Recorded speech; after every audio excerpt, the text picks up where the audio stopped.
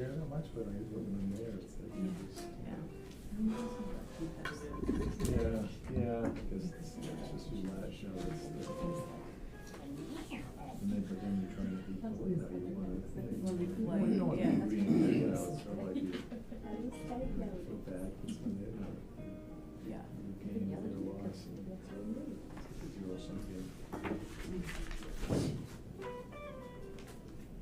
Yeah, we have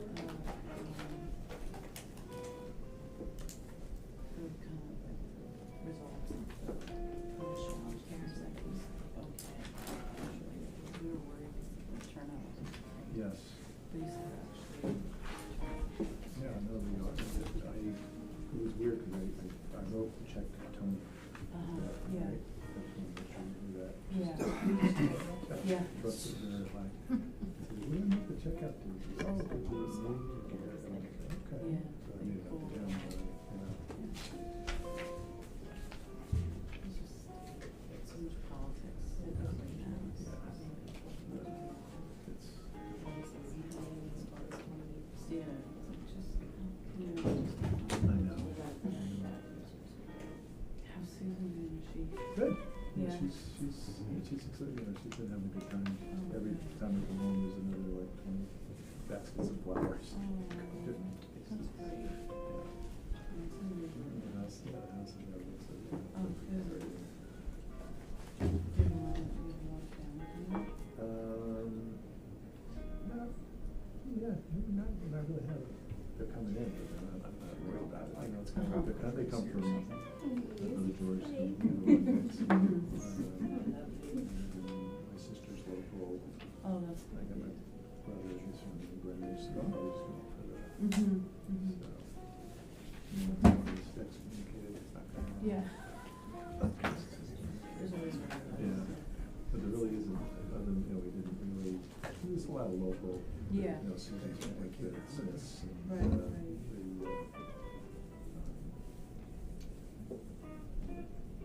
they're missing the history, but Hammond's, you know, he's got a lot of local people coming, so mostly local.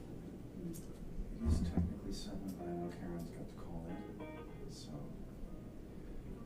Folks, I'd like to welcome you here tonight for the zoning board meeting. We're going to put things off for a few moments while we await our village planner, Karen Libretto, to call in. She won't be able to be here in person tonight, and in case any of you are wondering as well, Joe Ariol is not here, but he has sent Sean Curtis, is it? Kirkman here to be here today in his stead, because Joe was also unable to be here this evening.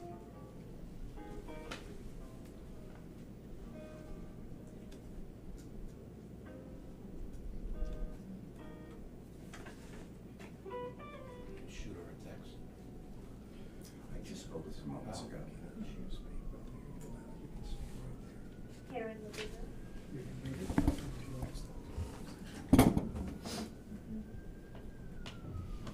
hi, everyone. Hi, Karen. Welcome to the meeting. Thank you. So we'll officially open up the meeting now at 7:01 p.m. Again, welcome everyone to the August 28th, 2024 Zoning Board of Appeals meeting. We're going to open up with a roll call. I'd like to introduce Amanda, who has actually been at another meeting already, I think, with the planning board. She's our new secretary for the village organizations and boards. Hi, everyone. And to make it easy for you, I think maybe we'll do a little self-roll call, since you may not know the faces and the names. So Nicholas Vorleaf, I am present. I am the chairman of the Zoning Board of Appeals. Fred DeVito. And Hardeman. All right. We have 3 present tonight. We'll start with the Pledge of Allegiance, if you'll join me. Pledge allegiance to the flag of the United States of America and to the republic for which it stands, one nation, under God, indivisible, with liberty and justice for all.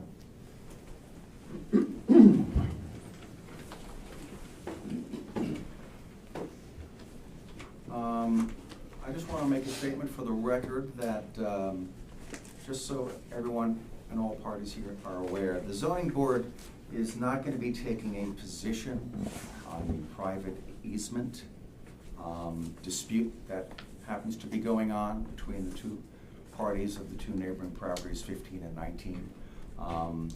The dispute falls out of our jurisdiction. Any of our discussion today will be based on the record presented to the board, but that dispute would have to, if it is not resolved by these two parties privately, would have to be resolved by the court system. So the first case on our agenda is the 15 Memorial Avenue applicant's case. David Daniels is the owner of that property, but I think his architect may be speaking. Engineer may be speaking for him.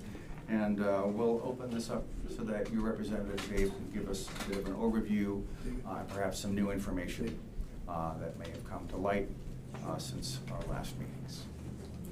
Okay, so presenting the project, it's 15 Memorial Avenue. It's historic, was a single-family home. Can you just identify Oh, yourself I'm so for the sorry. record, because it's on microphone and audio Yes, recording? Mary Langen, and it's O'Neill Langen Architects. Thank you, Mary. So we are converting what was a single-family home, it was also a two-family home at one time, into a 4-suite hotel. The hotel is a permitted use in the B1 district. It will have 4 suites, and it will have 7 rooms, and it will have a total of 13 occupants, and I'll talk you through the floor plan as we get into that. We are proposing to maintain access to the existing parking lot in the rear. This is Memorial Avenue here. This is the village parking lot here. This is the rear yard of the property, and this is Smith Street. So currently you gain access to this driveway and this parking area through 19 Memorial, through their curb cut here on Smith Street and in through here. We are seeking a variance because we do not meet the 12-foot requirement here at this point on the neighbor's property where there was a stone wall that was erected. And that stone wall, on the survey, it was calculated at 9.89 feet. The wall itself is about 18 inches wide. It varies because it's stone, but I did go and measure because a question came up in one of the prior meetings about the actual dimension here. And from the point of the stone that sticks out the furthest to the other side, the smallest dimension is 9'6". So we're seeking a variance over that 18-inch dimension to diminish the drive aisle down to the 9'6". We will be proposing 6 parking spaces with an accessible parking space and an access aisle on the side. ADA ramp that goes into the rear entrance here and into the property. The other way to access the property is on Memorial Avenue. There's a set of existing stairs here, a bluestone walkway, and then another set of stairs up to the existing porch that will remain. This is quite a significant pitch here from the sidewalk up to the home. The second variance that we're seeking is there's a local law that was written seems to avoid overcrowding in residential properties, and it states that you cannot walk through one room through another room to access a bathroom. I believe that's meant to mostly for not transient dwelling units, but more for permanent residents. And so we are asking that we can go from one bedroom into another room that's part of the same suite, so same entity renting it, and then into the bathroom. And that occurs in the suite A, which is on the ground floor. So you enter here, this is also the ADA suite. This will be set up so that you could have 2 occupants in this room here, 2 occupants in this room. The thought being this is probably families or an entity that's related, coming in one car, staying together, but that it's one key holder, one renter of this suite. This suite here, we do not have that issue. This is a single bedroom and an ensuite bathroom. And then on the second floor, we have the same. This suite C, this room, the occupancy load calculates at 2 occupants. This room being under 120 square feet is for 1 occupant have to move through this room into this bathroom. And then the 4th suite is here. You enter it this way into this room here. There's a bathroom off of it, and 2 occupants in here, 2 occupants in here, and you would have to walk through it to use this. It's very much set up like a what one would envision as a hotel suite. But that's the variance that we're seeking for that against the local law of what we're having. Thank you, Mary. Thank you. Great. Any questions? I'm good. Any other board members have any questions? Dave, was there anything else that you thought we maybe should add? If the public hearing is open, so if there's questions, I'll address them. Mm-hmm. Sure. Yes, as you are correct, the public hearing has been held open for the last couple of meetings. So we will ask the public right now for any comments. I suppose what we could do first is address Ken. Since he has I have only no questions here. I'm good with what I heard. I understand what was said. Okay. So that's a question. I'm good. My client has some letters he'd like to read into the record from people who live at 19 Memorial. That's one of the materials. Mm-hmm. If you're asking for anything else from me, let me just say 3 things quickly. One, I very much appreciate the statement made at the beginning of this meeting. This matter is moving in front of the court, and both sides are cooperating with each other. Because of the holiday schedule, we're about a week behind where we thought we would be in terms of submissions. The complaint was filed, a motion to dismiss was made by 15 LLC. I have the schedule in here, but it's not truly important. Perhaps in a week or 10 days, we will then respond. We get an adjournment because of the holiday. And then the other side will respond. By October 1, the matter should be fully submitted before Judge Rosa. And my experience with Judge Rosa is that you can never tell a judge when to decide. They have 60 days, but she moves cases if they interest her, or if there's an urgent reason for it. I think she's aware of what this case is about because David and I were there, we spoke. She understands it's an issue in front of your board. That's what we have there. Mm-hmm. So that's one. 2, I repeat that I very much appreciated the first thing that you said today. It does raise one issue, which not to debate, but and not even to get a response, but it would seem to me you have a prior letter from me where I said, listen, here's some of the objections I have to these submissions. I don't want to read the letter in public. You have a record of it. But I want to go to the issue of the surveyors. All of the surveyors' materials that are presented to this board relate to the existence of an easement. So in light of the first statement that I think that you made, it may be reasonably thought that those materials should not be considered by your board insofar as the same address the issue of the existence of an easement, because the court has that now. But if the board in its deliberations thinks differently, I ask the board to consider why the surveyors are not here in person. They're professionals. They're going to give you an opinion. You should have the right, when a professional gives an opinion, to speak to him and ask questions if you have them. That's just me asking. With respect to tonight, I previously sent, I think, Mr. Chairman, you, but I did not pass it out to everyone, but I'll pass it out now if it's okay. Sure. So what I want to do is, I don't want to make speeches anymore. It doesn't make sense. So what I did was well, you have my copy. I reduced to writing an analysis of the 5 questions, and there were 4 that had questions in my mind. I want to just do 2 things. In my letter, I didn't have the exact measurement of the most narrow aperture in that stone wall, so I used the words approaching 3 feet. I would ask you, when you read the letter, to correct it. It should say 2.6 feet, because I measured it as well, and that's what it was.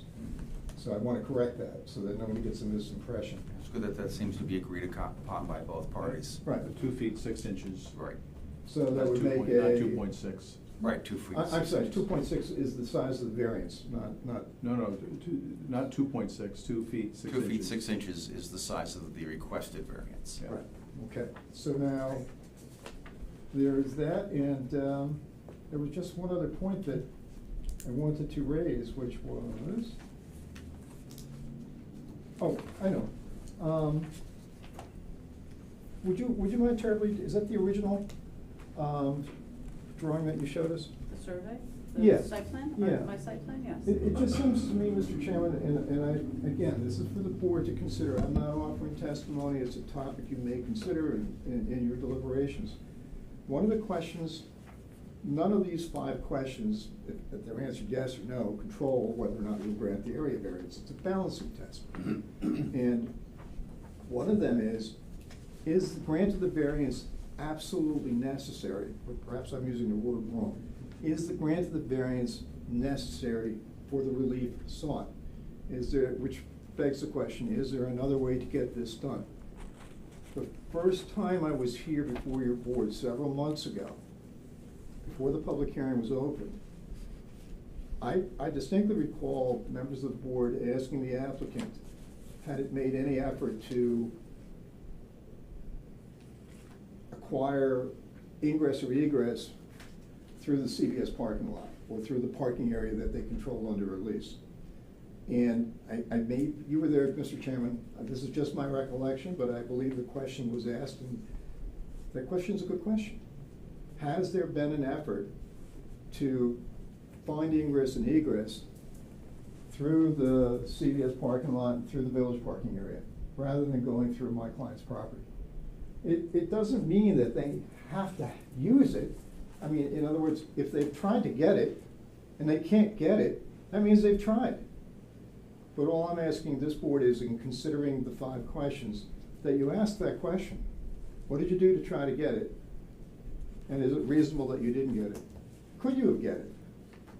I mean, I don't know. And I don't want to sit here and suggest that nobody made an effort. I'm just saying it's a question that hasn't been asked, and it hasn't been answered because it hasn't been asked.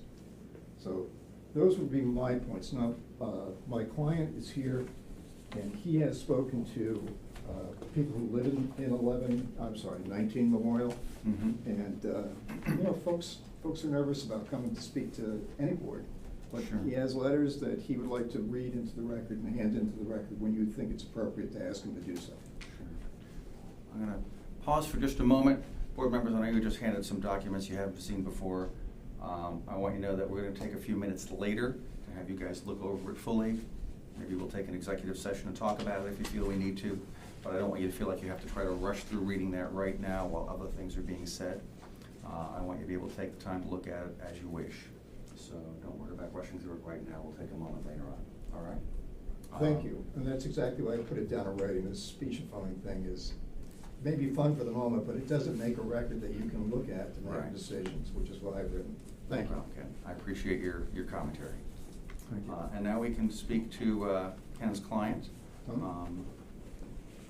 Oh, Jesus. Anthony, who I just saw moments ago as I was taking a last walk to the driveway.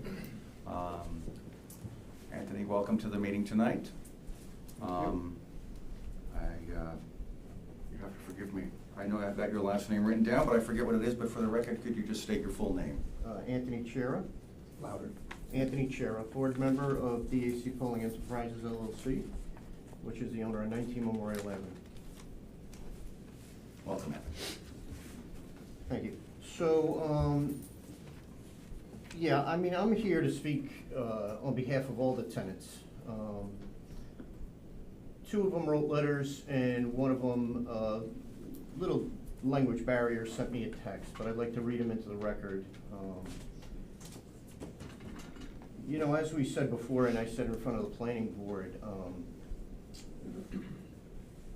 you know, we're fighting so hard on their behalf and obviously on our behalf, and there are a lot of issues surrounding this.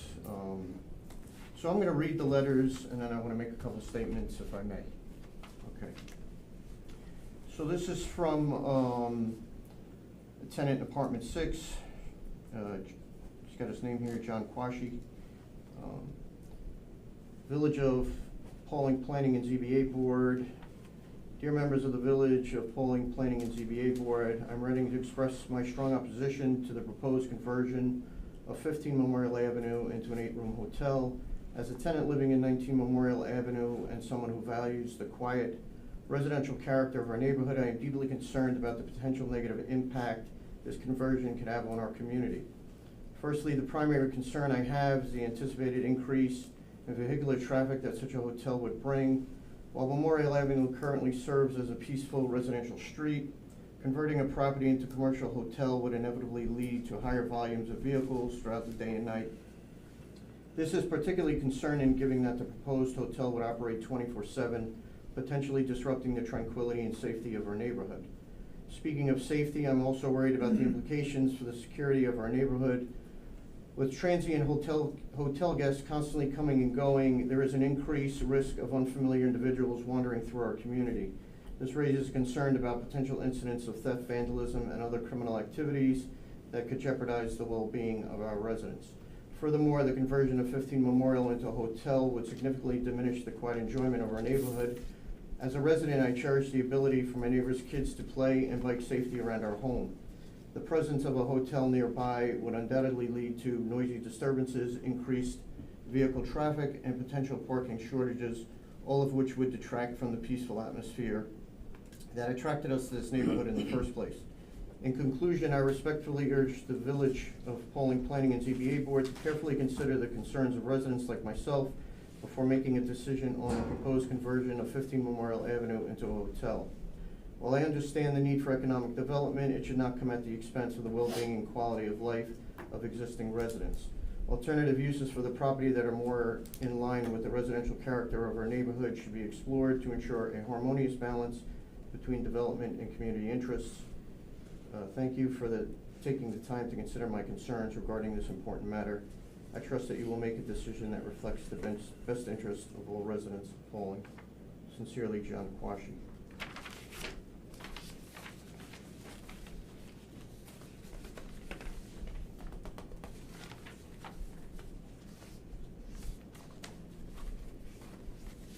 This was a text I received from Simon Chen and Tora Zhang. They're in apartment number 1. These folks are also business owners in the village. It says, "Hi Tony, we are concerned," and this was by text. "Hi Tony, we are concerned about the neighbors switching to a hotel. Here are some key points to consider when it comes to property safety for children. The safety of our children in and around our properties. As parents and caregivers, it is our responsibility to ensure that our homes are safe environments where our children can thrive without worry or harm. It is a sad reality that accidents can happen and children are particularly vulnerable to mishaps in and around the home. Therefore, it is crucial that we take the necessary steps to child-proof our properties and minimize any potential risks." These folks have 2 children that play in the driveway.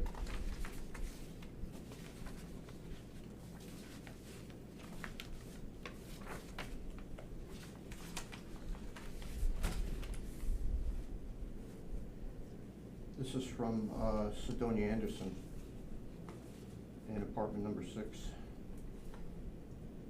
So you have 2 responses from apartment number 6? Yes.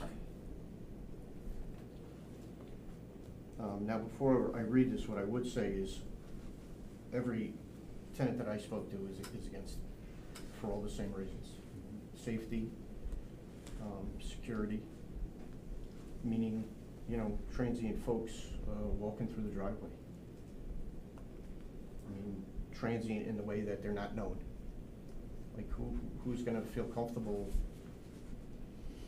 living back there with people, walking through the driveway 24/7? Okay, this is from Sidonia Anderson. "Dear members of the Village of Pauling Planning and ZBA Board, I'm writing to express my strong opposition to the proposed conversion of 15 Memorial into an 8-room hotel.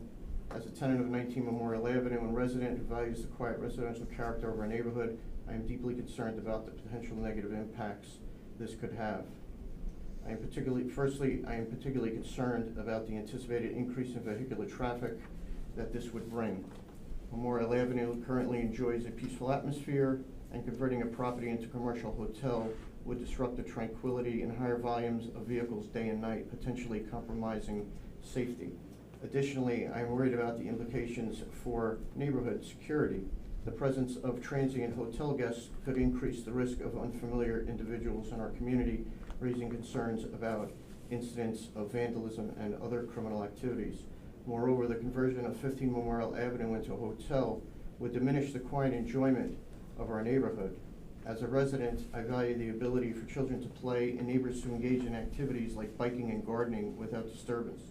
A hotel nearby would likely lead to noise disturbances, increased vehicular traffic, and parking shortages, detracting from our peaceful residential environment. In conclusion, I urge the Planning and ZBA Board to carefully consider the concerns of residents before making a decision on their proposed conversion. While economic development is important, it should not come at the expense and well-being and quality of life of existing residents. Alternative uses for the property that are more compatible with our residential setting should be explored. Thank you for your attention to this matter. I trust your decision will reflect the best interests of all residents of Poland.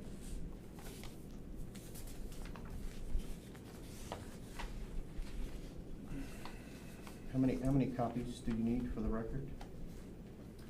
I think we only need one for our secretary. One? Yeah. Thanks for asking. Thank you.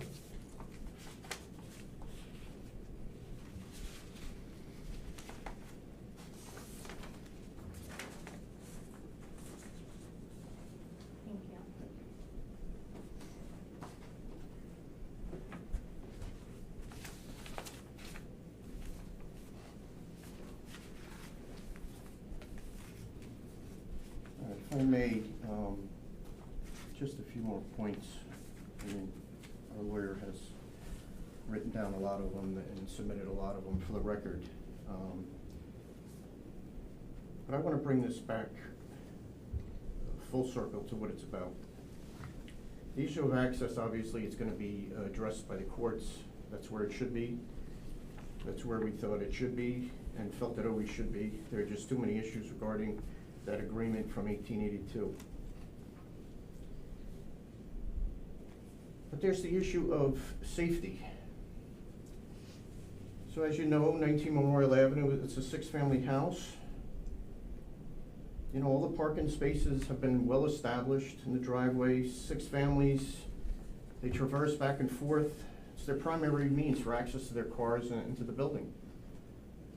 Chairman, you were just back there. You can see how tight it is back there. You know, they have children. There's 5 children in the building. They use the area for barbecues and gardening, leisure and quiet enjoyment. Now, I know the applicant says they don't use it for that. I don't know why you would say that, but I have pictures of the plants they plant and the barbecue they use. To me, it's kind of silly to introduce that. It doesn't make really any sense to me. I agree. That's what they use our backyard, that's their backyard. Yeah, it's not a lot of grassy areas, but that's their backyard.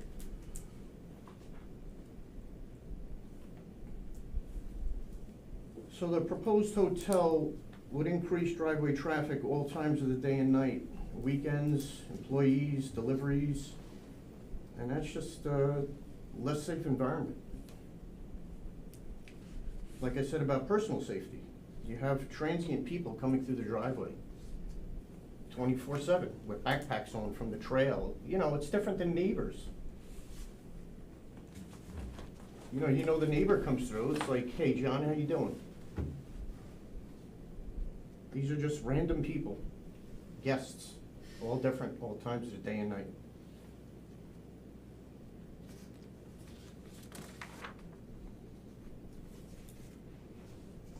So the other issues are liability. It's a liability issue. For the first time in 140-something years, someone wants to run a commercial business through our residential driveway. It's never been done to my knowledge. And everything that's been submitted by his affiants and people from the past, it's never anything about commercial businesses. It's always been neighbor to neighbor. There's maintenance issues. We pay for all the maintenance. Increased traffic, increased damage to property, upkeep. We pay for everything. So we're gonna pay for his commercial business through our property?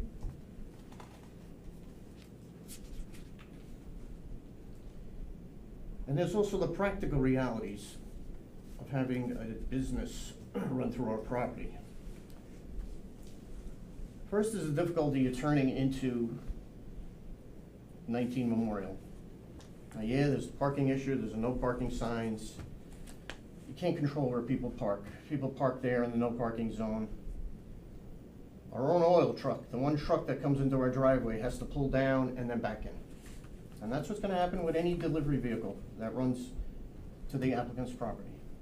Because they can't make the turn most of the time. It's too tight, especially where our folks park, that we're obligated, by the way, to give them parking spaces off the street. And that's dangerous.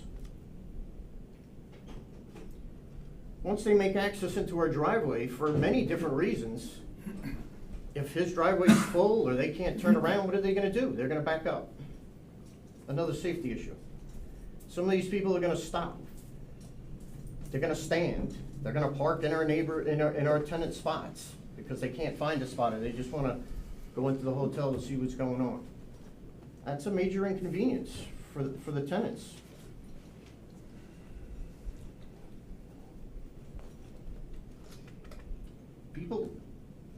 People loitering from the hotel. They come out of the hotel, they go to their cars, what are they gonna do? Some of them are gonna walk through our driveway. People have their cars there. They have their property there. They're bringing their groceries in and stuff. I really don't think that's a safe feeling for people. And it's gonna have a negative impact on our ability to rent. These people are part of the community. They live here, they work here, they own businesses here. They're not transient guests who just visit for the day or the weekend. So there's a trade-off there. And whatever noise from, they have guests. They're staying in the hotel, they have guests, they have the backyard there, I'm sure they're gonna use it. Have, their own good time and noise. Our tenants are trying to go to sleep because they gotta get up for work the next day.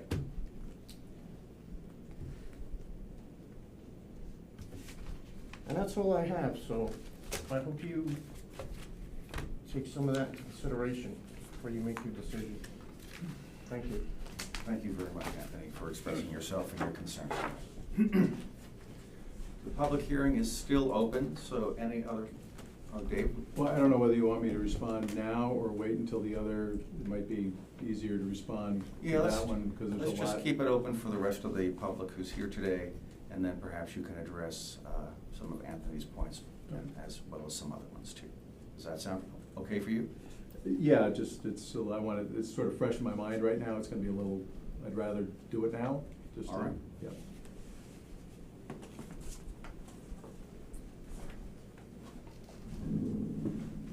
Okay, so there was a lot there, so I'll try to hit the high points. I have no problem with bringing in people's statements and the like, but I will note, and I think it's in your, in one of the correspondence that Mr. Stenger objected to hearsay, saying it wasn't something that you should be considering. That's not what the law is. The law is that this is an administrative proceeding. You can consider hearsay. You'll decide what weight you give it. The other thing I would say is that you, as board members, have the legal right, and you should consider your own knowledge of the neighborhood and of the village. And that's one of the things that's stressed in many court decisions about boards and their ability to assess a situation and take into account what they know to be true, versus what people might speculate about. Both 15 Memorial and 19 Memorial are non-conforming uses in a B1 zone, which means that if they tried to get approval for that use today, they would not be able to without a variance. The very concept of mixed use is commercial and residential combined. In fact, the only residential uses that are allowed in the B1 zone are those that are above a commercial use. So the legislature, the village board, in their wisdom, and the zoning was enacted in 1972. Originally, there was no residential use allowed in the B1. In 1995, it was changed to be mixed use, so that you can use the property for residential as long as you have commercial on the bottom. So I don't, in terms of transients and it almost sounds like he thinks that there are going to be a bunch of miscreants coming into the hotel. We've been operating right down the street for 5 years, and we're right next to a multifamily house. It's literally 10 feet away, and I cannot recall a single complaint. I mean, our guests. You're referring to the Station Inn? The Station Inn, yes, plus the apartments we have above One Memorial. So these are people that are coming. I'll put another way of describing it, but we have people coming from, we're hiking up from Georgia on the Appalachian Trail. Yeah, they do have their backpacks, and they're coming for a respite after being on the trail with all the camaraderie that entails. We have people coming from Trinity Pauling School. Their kids are at school. They're dropping them off. They're here for the weekend. A lot of times the kids will come and stay. People come up to Daryl's house to listen to music, the tribute bands, and sometimes the bands themselves. We don't allow noise after 9 or 10 o'clock. It's just, we just don't. And in terms of the safety and it's right now it's been a 1 family, it's been a 2 family, there's a 6 family there. There's going to be 4 suites. I mean, it's going to be primarily 4 groups of people. We're not full most of the time. I mean, our average occupancy during the year is 50%. That's 7 days a week average. During on the weekend we expect it'll be more. But so you got people will come, drive in. They're not going to be. I don't understand the thing about backing up and pulling in. I mean, we got plenty of room for cars to back up in our own driveway. So to speculate about what people might do, that that would be inappropriate, and we wouldn't permit it, and so I hope you can see that for what it is. In terms of increased traffic, Memorial Avenue leads to the train station, Metro North train station. There's hundreds of people that travel on Memorial Avenue. They come down Smith Street. There's a thriving market right next door to 19 Memorial. There's a Verizon building behind me. There's just across the way. There's Utter Brothers. It's there's the Station Inn. There's the Village Hall. In years past, there was a huge railroad station directly across the street from 15 and 19, with a freight station, with a passenger station, with a restaurant, and you've got Hudson Valley Plastics, which used to be a milk bottling plant. This is a business district. It's the maps, the old historic maps talk about Pauling Station, and these properties are right in the middle of it. And I'm going to give you some information about that from the history books that Lou Grogan, who spent 50 or 60 years on the railroad and lived on the railroad, he wrote a book which, I got some information from that, and then there was also a book, A History of Falling from the Centennial 1988, that has a bunch of information about what it was like in Pauling in the 1880s when this easement was granted on what was then raw land. Yeah, can you give Ken, I thought I had enough, but can somebody give Ken? What happened to my, I gave somebody my notes. They have your handwriting on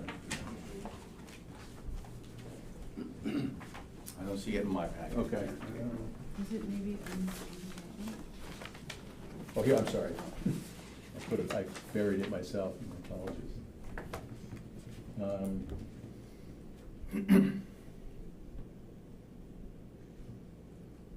So, yes, I think I'm just going through my notes. I don't want to repeat myself.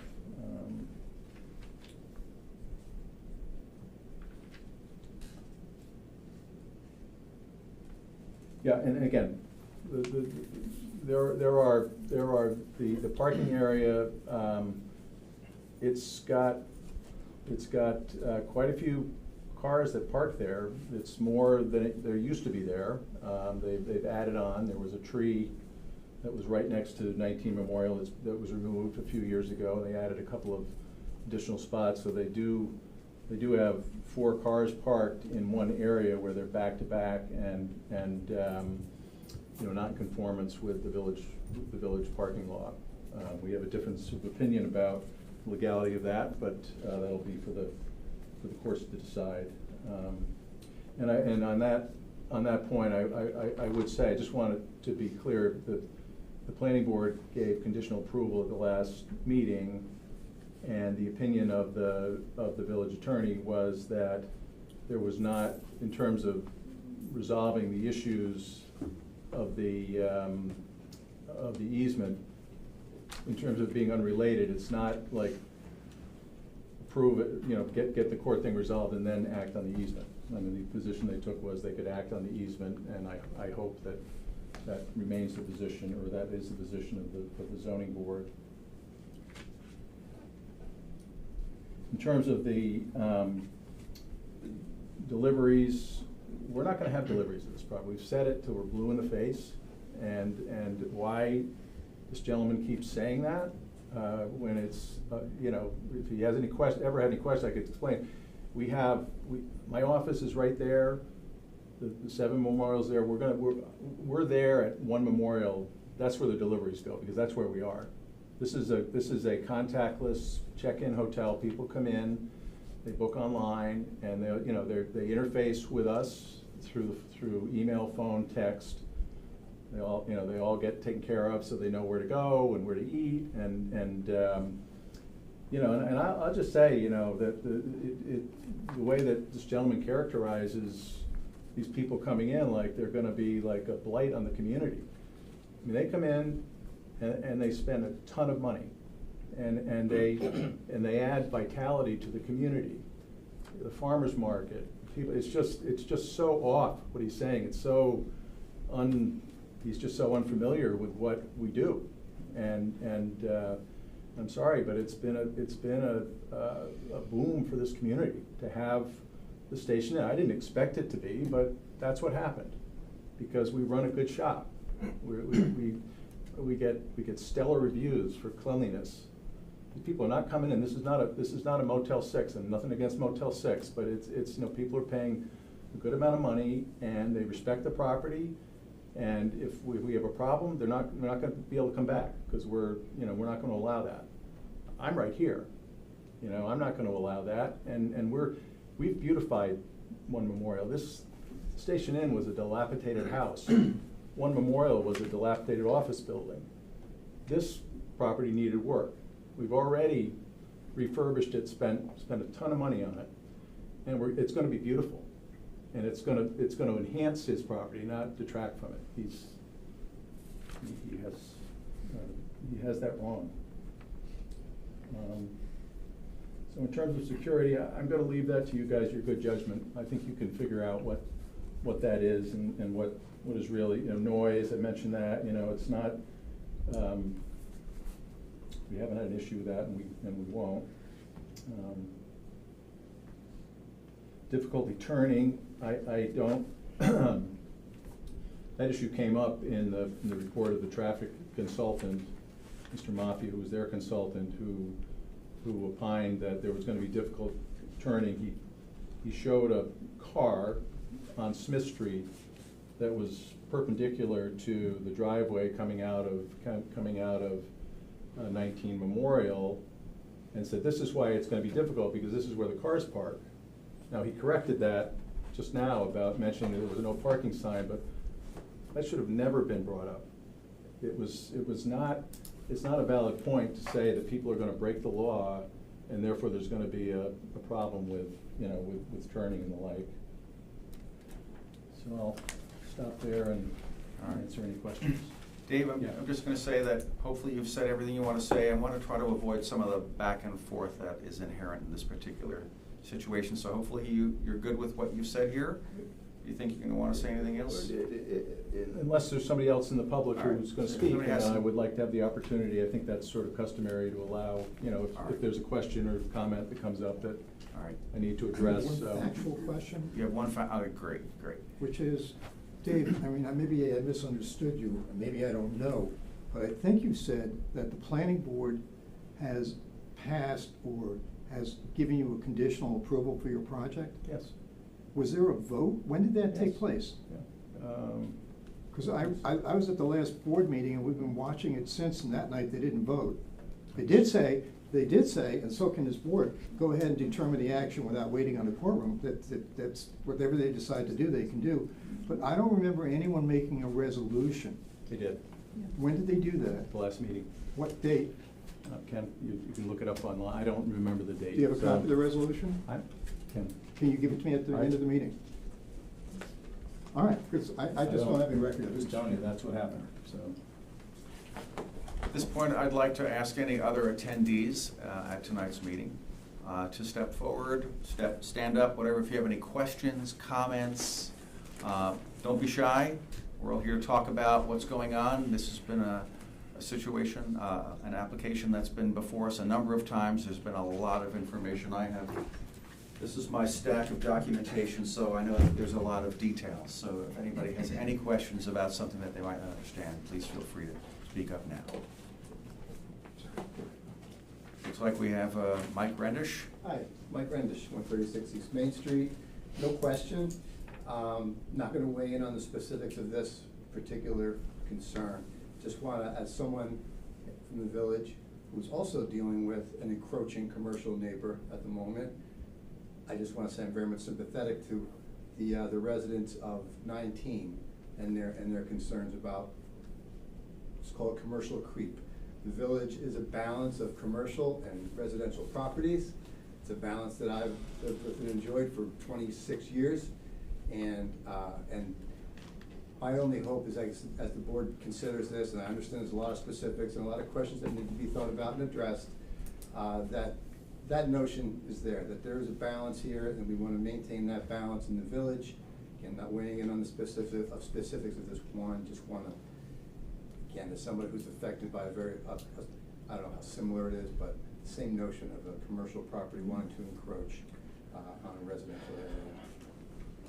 All right, thank you, Mike Rendish, for your commentary. I'd like to respond to that very briefly. Okay. Mike, respectfully, it's an entirely different situation. This is a B1 zone. The master plan for your property is in a residential zone. Mm-hmm. Property next door is a residential, it's a non-conforming use. So I sympathize with your concerns, I do, I understand them. It's a totally different situation. This is a B1 zone. This is, the railroad station historically has been right across the street, and the residential is not even supposed to be there. So to say that is just, that's all I can say. Mike Rendish again, just, and I understand that, and as I said, I'm not weighing in on the specifics of this particular question. I realize there's a lot here. But talking about the zoning, understand that it's a residential property in a B1 zone. My concern happens to be a commercial property in a residential zone. Non-conforming uses in both cases, just again, that the consideration be made, that there needs to be a balance. And I leave it obviously I'm not familiar with the details of this, and so I just wanted to weigh in as someone who has a particular feeling about this. And whether it's apples and oranges or not, you'll know better than I do. So, Nicholas, real quick. Thank you, Mike. Yes. So we're talking commercial to residential. Technically, isn't it commercial to commercial, since it's a 6-family house? A 6-family house is considered commercial.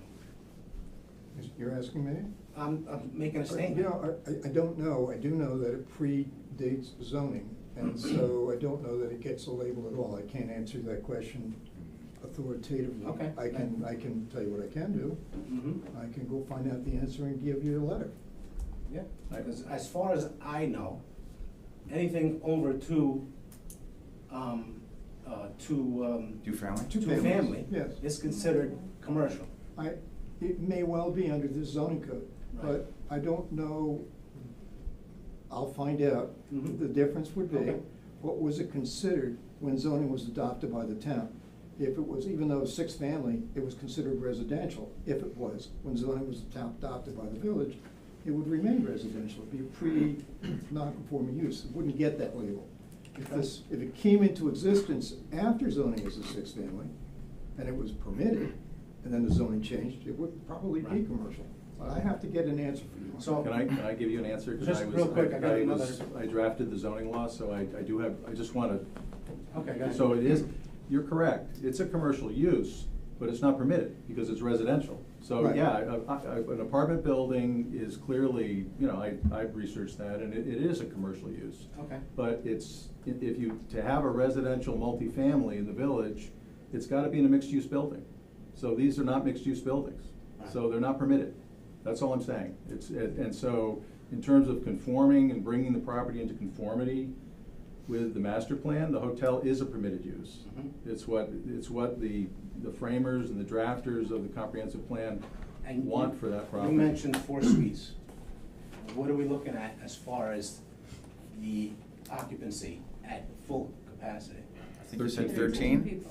13? Mayor said? Yeah, that's what's on the drawing, yeah. Okay. And what's at the house at 19 Memorial, what are we talking as far as occupancy there? Tony, why don't you answer the question? You're talking about the total number of people. So Total Anthony number. Chiara has just stepped up, just for the record, because this is an audio recording, to answer Fred's question. Give me 1 second to go through the units. Roughly, you don't have to. Let's see. You have 6 apartments, are they holding at least 2 each? Let's say roughly 12. 12, okay. Or for the kids. With kids. With kids, 12? No, more. 15. 15. Okay. Okay. I'd like to, at this point, invite any other stragglers who may have comments or questions to make their statements or have their questions heard now before we decide to make a motion to end the public hearing, in which case there will be no more public comment allowed. So does anyone else have anything else to say or ask? No? Okay. Board members, I'd like to have one of you make a motion to close the public hearing on both of these variances. I'll make a motion to close the public hearing for both variances. All right, can we have a second? All right, all in favor, say aye. Aye. Okay, we have a unanimous vote to close the public hearing. At this point, public comment is over for these particular variances that we're hearing tonight. Mr. Chairman, may Mr. Daniels and I have the permission of the board to make any written submission we wish in the next 2 weeks or before the next board meeting? Of course, Yeah. you're always allowed to submit materials. Okay. Well, that's not, Thank you. that's actually not the case. There is it's fine, if you want to allow it, I have no problem with it, but it's not, that's part of you're keeping the hearing open for the purpose of additional submissions, Correct. and That this is a good point. I will only say that this has gone on Yeah, and yeah. on and on and on, and I just don't see the need for additional submissions, I don't. Just 2 weeks, Mr. Chairman. I have to respond here. I have to investigate this approval. Right. And I want to make inquiry, I want to just check my record as to any inquiry that's been made Right. to use the rear to get in and out of there. I So, understand. That's all. Ken, I understand your concern.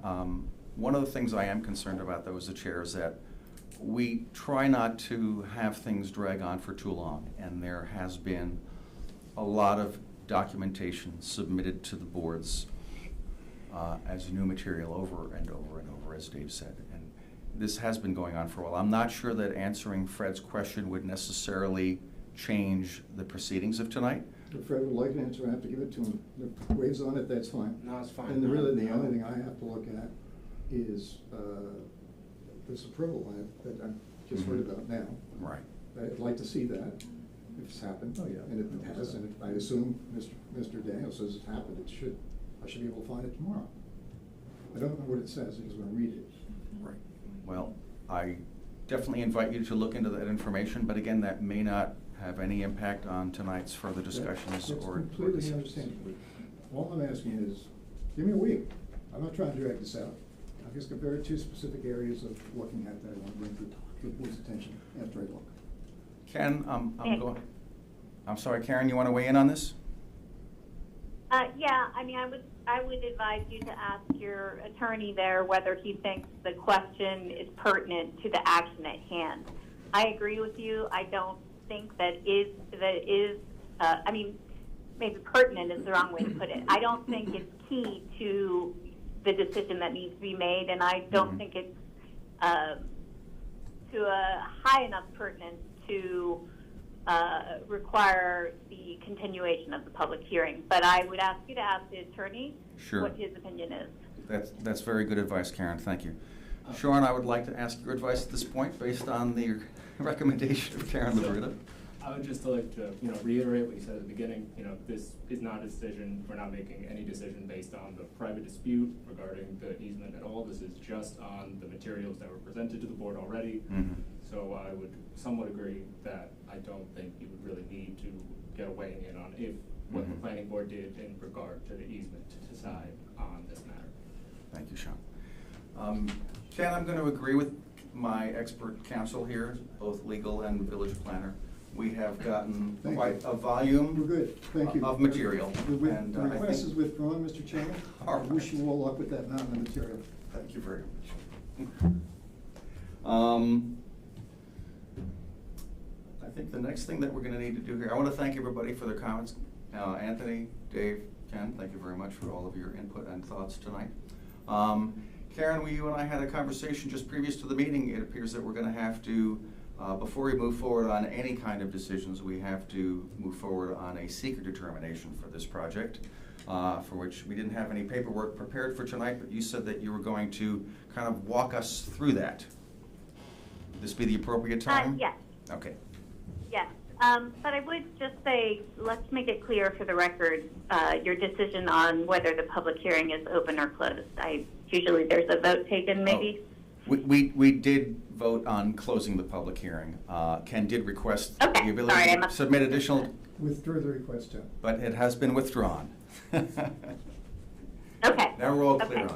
on that. Okay, so just to clarify, there was seeker information provided to the board by the applicant, and now it is it was a short EAF Part 1 form, and now it's the board's responsibility to complete Part 2 and Part 3.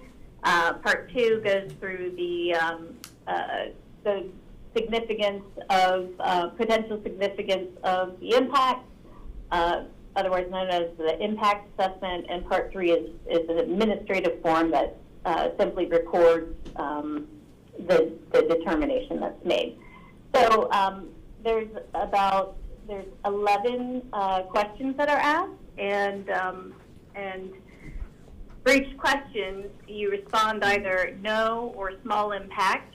That's one column. Mm-hmm. Or moderate to large impact may occur. So I'm going to run through the 11 questions, and the idea is to, as a board, discuss whether you think it's no impact or a small impact, or is it a moderate to large impact, okay? Mm-hmm. So the first question is, will the proposed action create a material conflict with an adopted land use plan or zoning? I will offer my opinion here. As has been discussed at length tonight, the use that is proposed is permitted. So I would argue that this is a no impact. And you'll ask the board and discuss if you agree. I'd like to ask the board if they agree that this is a small or no impact because of what's allowed in the zone. I agree. I agree as well, Ann? I do. All three of us agree to that question. Karen, thank you. Okay. Question 2, will the proposed action result in a change in the use or intensity of use of land? So again, our answers are no or small impact or moderate to large impact. I would suggest that there is a small impact here. There will be a change in the use and intensity of the land. However, we know the number of hotel keys is a small number, and based on the access to transit and the experience of the operator and the effect of deliveries and being made to the One Memorial location, we know that the cleaning services don't park at the facility and simply walk over. Based on this, I feel my opinion is that that it is not a moderate to large impact. It is a small impact. So again, this is change in the use or intensity of use of land.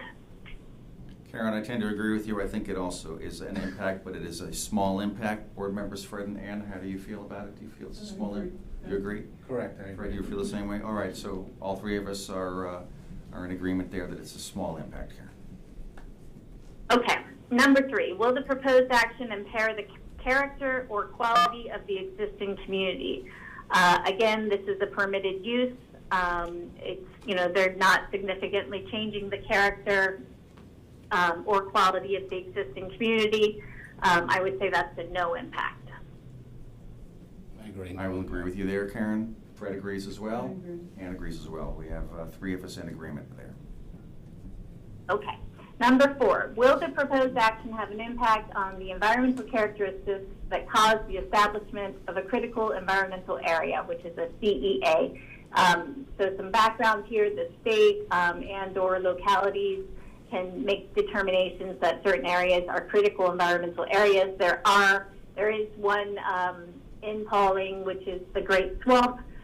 This site is not on the Great Swamp, and so this is a no impact may occur.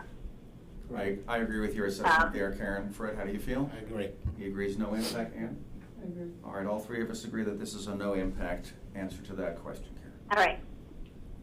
Number 5, will the proposed action result in an adverse change in the existing level of traffic or affect existing infrastructure for mass transit, biking, or walkway? As has been discussed, there will be a change in the traffic as related to the 4 hotel units. This was a single-family home. Presumably there were 3 or 4 bedrooms, potentially adults living there all together at one point, potentially having 4 cars. I would suggest that, yes, this is a change, but that it is a small change. Small. Fred agrees it's small. I also agree with your assessment there, Karen, that it is a small change rather than a large one. Ann, how do you feel? I agree. All three of us agree with you there, Karen, that it is a small change. Great. Number 6, will the proposed action cause an increase in the use of energy and it fails to incorporate reasonably available energy conservation or renewable energy opportunities? I would say that any improvements they're making to the house, to the former house to become a hotel will be in line with the state energy code, and so this is a no impact. Okay, I think that's probably a fair assessment. I agree with you and no impact there. Fred, how do you feel? Correct, no impact. Ann, how do you feel? All three of us agree that that's a no impact answer to that question, Karen. Okay. Number 7, will the proposed action impact existing public-private water supplies or public-private wastewater treatment utilities? The incremental or de minimis amount of water demand is not anticipated to have any meaningful impact on the water supply of the village. Furthermore, they, will have to seek connections via approvals with the Pauling Joint Sewer Commission. I would suggest this is a no impact. No. I think it might be small, but again, that falls into the same category. I mean, obviously, there'll be more toilet flushing and showers going on with guests, perhaps, than it would be if it was a single-family home. But again, I think it's small rather than a large impact, and not very significant. And how do you feel? I agree that with smaller. All right, so we agree that it's in the no or small category. Fred feels no, but Ann and I think that it will be a small impact. Okay. Number 8, will the proposed action impair the character, excuse me, or quality of important historic, archaeological, architectural, or aesthetic resources? The building itself is not listed or eligible for listing on the historic or state registers of historic places. It is also not adjacent to, nor is it within a historic district. So this is, in my opinion, a no impact. Correct. I'll agree with you there. Fred agrees that it's also no impact. Ann, how do you feel? I agree. All three of us agree, Karen, that it's a no impact. Okay, 3 more to go. Okay. Number 9, will the proposed action result in an adverse change to natural resources, as in wetlands, water bodies, groundwater, air quality, flora, and fauna? My suggested response is no, as there is no major natural resource on this property. I'm in agreement with you there, Karen. I also say no impact. Fred? Correct, no impact. Ann? I agree. All three of us agree no impact on that particular question, Karen. Okay. Will the proposed action result in an increase in the potential for erosion, flooding, or drainage problems? I would say that there's no impact here. They are, they've been working with the village engineer on their on their drainage plan, and that's part of their site plan approval conditions. So I don't see it as an issue, and I suggest it's a no impact. I agree, and it appears that there's no more coverage of the land that right now proposed as what has been there. So I also agree that this is a no for that answer. Fred? Correct, no impact. And I Ann? agree. All three of us agree, Karen, no answer for that question.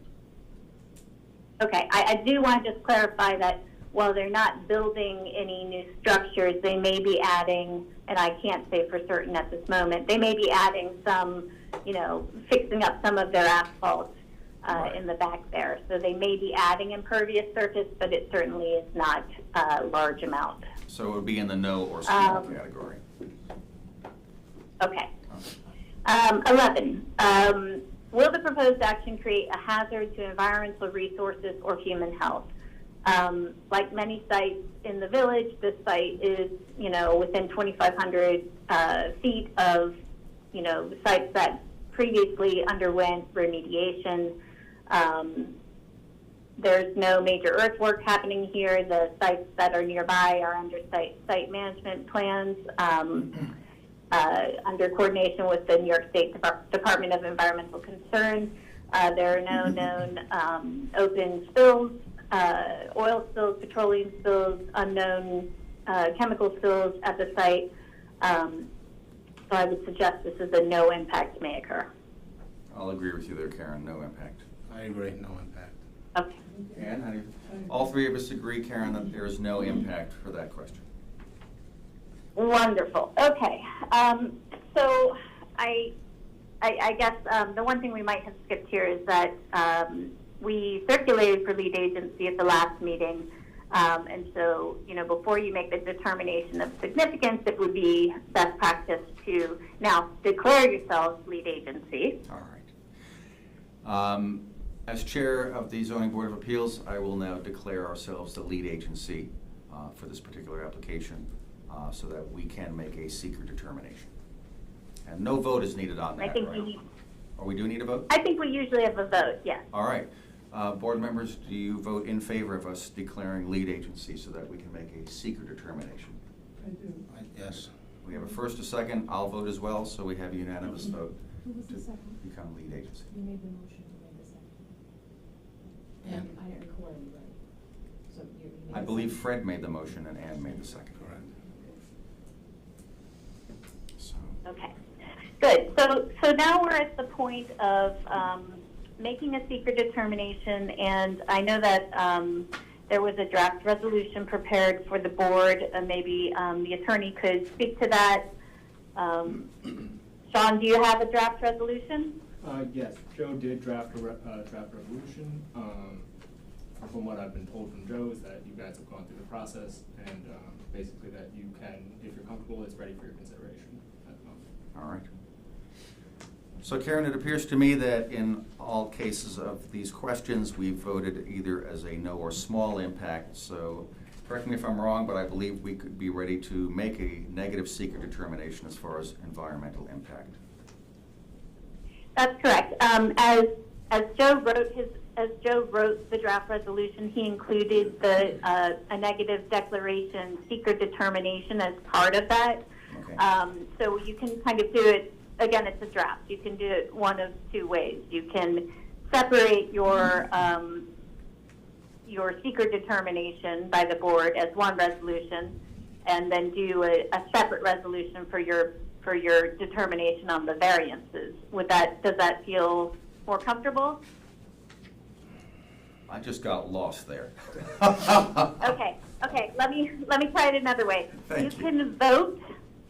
You can vote now on both the secret determination and your decision on the variances together as one vote, or you could separate out the two things. So that first you deal with seeker, and then you take the consideration of the approval for variances separately. Do you have a preference? Yeah, for clarity's sake, Karen, I want to keep these separate. There's been a lot going on here, and I think that perhaps the board members, I know I have some more details to talk about regarding what's happened here tonight. So I'd like to make the circuit determination as a separate step and vote. Okay, so then you should, I suppose, make a motion at this point that of what you believe the secret determination should be, and then ask for a vote from your board. All right. So, board members, based on the questions we've just answered with Karen, all the impacts seem to be very small or not at all. I would like to make a motion to have a negative secret determination made here, which basically says for the public, in layman's terms, that there is very minimal environmental impact for this application. Anyone ready to? Just to clarify, it's no significant adverse impact. No, thank you for. A negative declaration. No significant adverse impact. Does anyone second that? I'll second that. All in favor? Aye. Okay, all three of us have voted in favor of a negative secret determination. Okay. All right. So I think you know what the next part is. The next part is to discuss the two variances that have been brought before us by Dave Daniels. There's been a lot discussed here, but I kind of want to distill this down to kind of a more simple way to look at things. Things have gotten muddy. There's been a lot of details, a lot of information thrown back and forth. Anthony, I want to address some of the things you had mentioned. A lot of your tenants are concerned about this being converted into a hotel.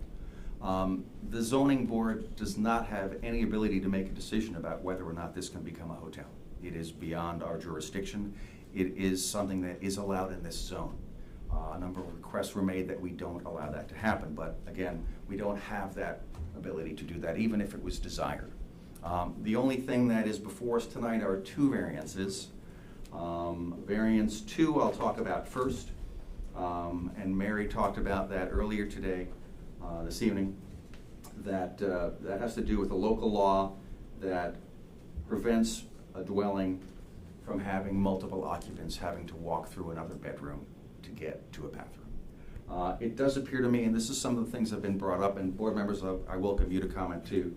It appears to me that this law was really written for a different use than we have here, and it really doesn't apply. My opinion is that this variance is something that we could easily grant because the use of the building makes sense in this matter. I don't really see a problem with that. The second thing to discuss is actually variance number 1. I'm doing it out of order because variance number 1 is the more complicated one with the whole easement situation. There's a lot of contention here between the parties at 15 and 19 Memorial Avenue. Much of this is going to have to be determined by the courts if they can't work out some of the details themselves. But essentially, what I really see here, and Fred, you had a question last night because you had missed the last meeting, and I did some digging, so I'm going to give you a couple of the answers you wanted. The entire reason that there is a variance even being requested for this easement space, which is shorter than the required 12 feet, is because there's a stone wall. That stone wall was built 12 years ago or so. I actually just spoke with Anthony a little while ago. Before the meeting, I was taking a walk around the sidewalk. This stone wall was built by the previous owners. It wasn't even built by the current owner. It appears from the records that I've dug through, this pile and stack of information and emails, that that wall was built without any permits. Technically, it should have had permits. There is some possibility that the village could make some requirements that that wall is changed to allow for an easement that had been agreed on or been granted since 1882. These are things that, again, I'm talking about what possibilities are. We're not here to really discuss what should be done to correct that. But the fact is, Mr. Daniels wouldn't be here asking for an easement except for the fact that the previous property owner built a wall with too small of an opening. If that opening was big enough right now, he wouldn't even be here to request that easement. So 19 Memorial is the one that built. The previous owners. Owner of 19. Yes, previous to Anthony Chiera having that property and his family members having that property, that wall was built by a previous owner. Is that true? This hearing's closed, isn't it? Mhm. Yeah, no, but is it? Is this hearing closed? The hearing is closed, but that is some of the documentation that I've seen. No, I'm not criticizing. I believe it's valid, but perhaps I may be incorrectly informed about when it was done. But again, the point is, the wall was not built by the owners of 15 Memorial. It was built by the owners of 19 Memorial. Okay. Dave would not be asking for a variance, except that that wall was built without the requirements of the easement in mind. So technically, this restriction that Dave has in travel from his property along that easement is only there because the previous property owner built a wall without a permit and without the requirements of a 12-foot passageway being considered. I know, Fred, I brought up a couple things that you talked to me about last night because, like I said, you want me to fill you in on some of the things that happened at the last meeting and you weren't there. Those are my thoughts about the current variances that stand before us. I welcome any opinions from you guys about what you're thinking regarding this. No, I pretty much have my answers. I mean, that was one of my critical, answers I was looking for, is who Right. built the wall and Right. why the wall is there. And I just found that out today, Okay. right? But And, that's not complete. so that was one of my major concerns. Right. Ann, do you have any questions? Not about the wall. No. Okay. Are the board members ready to take a vote on these variances? And if so, is there an order that you prefer to do it? I mean, we got this new paperwork tonight. I mean, is this something that we should look through before? And are you in agreement with that? You know something? I did say that we would take a break to take a look at this latest documentation, so I think it's fair that we do that. The board will now take a few minutes to read over this latest piece of documentation that was submitted to us by Ken before Okay, so before we move forward to, it was actually received before we closed the hearing. I Right. wanted to make sure we had the time to look at it. So why don't we all take a look at this, and just, we'll inform each other when we feel like we've gone through it, and feel comfortable moving forward. It is the latest document that Ken Stenger gave us, dated August 27th. Okay, got it.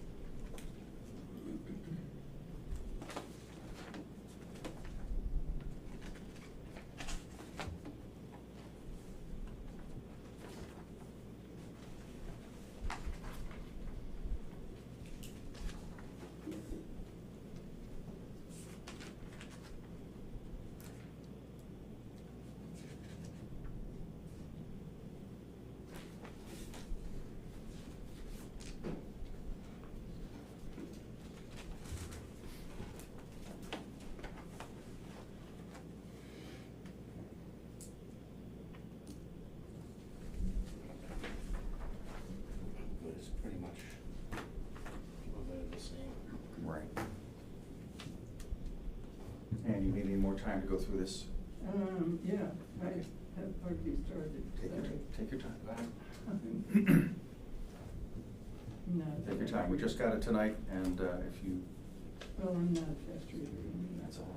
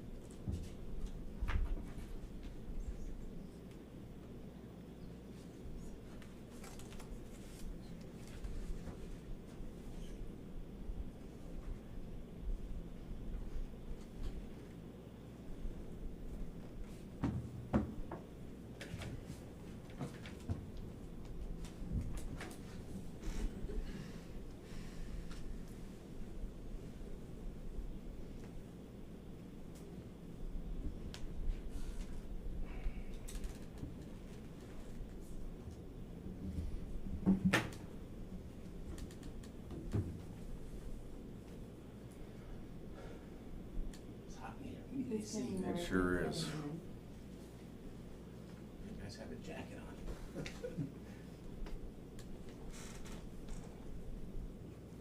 Thank you, Fred. Yep. I have my phone muted on purpose so I'm not interrupted, but occasionally interruptions are needed.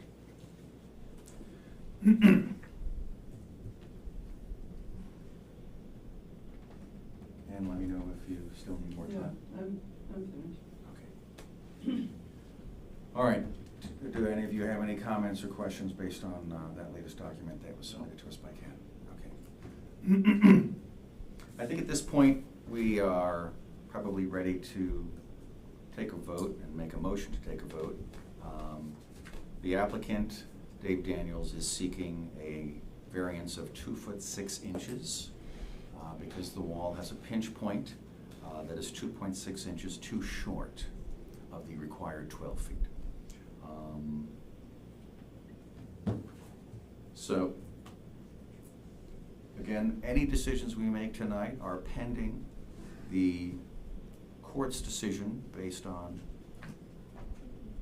Not pending. not pending. You're right.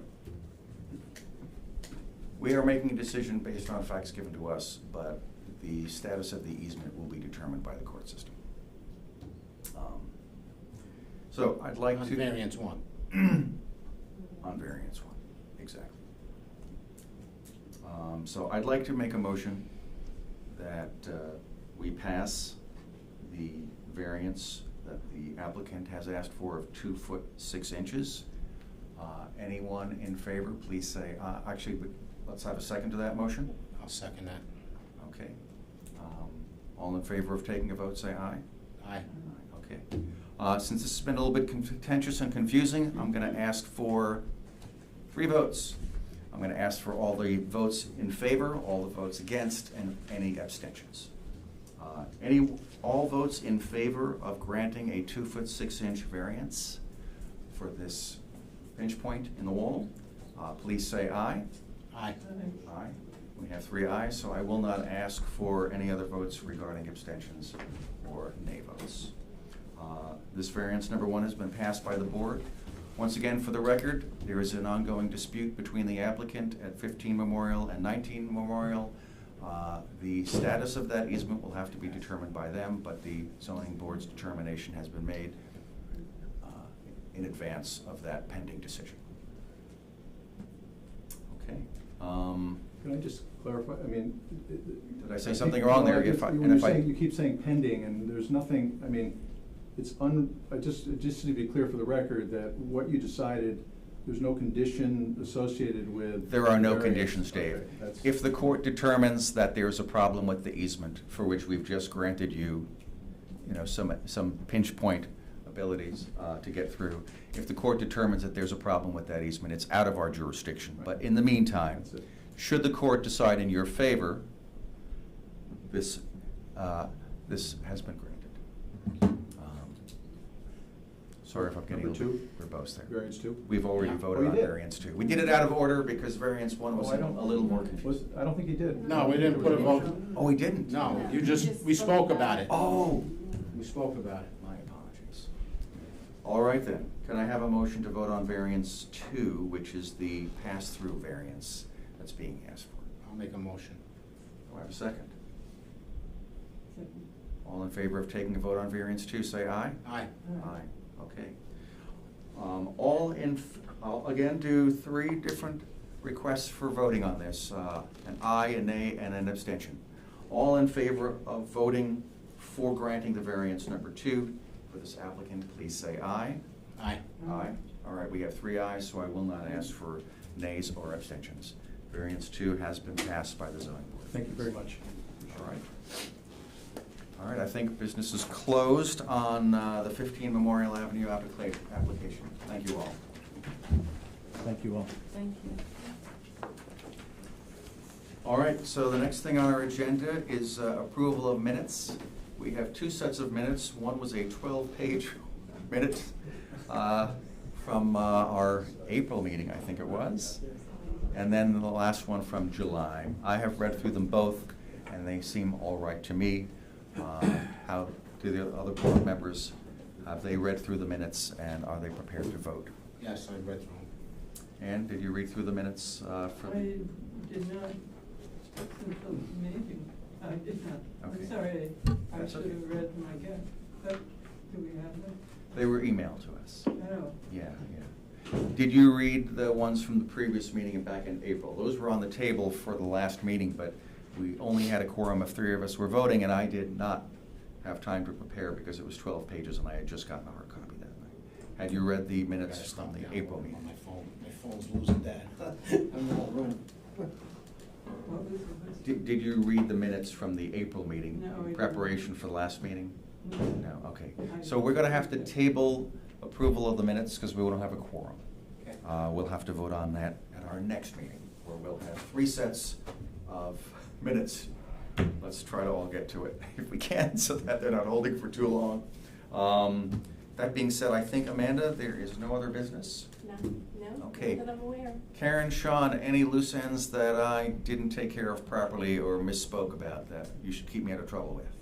Not that I can think of off the top of my head. No. All right. Karen, any comment from you? No, nothing. All right, Thank you. great. Thank you guys for catching me on that variance 2 vote, because I discussed it, I took things a little bit out of order. All right, I'd like to make a motion that we adjourn tonight's meeting. Can I have a second? I'll second that one. Red seconds. All in favor, say aye. Aye. We have a unanimous vote to end tonight's meeting. Thank you all for your patience, your attention, and your input. Until next time. How about we get some AC in this? Thanks, Karen. Huh? Soon, we're moving Good night. upstairs soon. All right, Going up. Oh, are you doing the upstairs renovation? No, I'm not doing it, I'll be up there though, but they should have the things in there. Oh, you'll be up there where it's nice and cool? All right. Should be nice. Good night.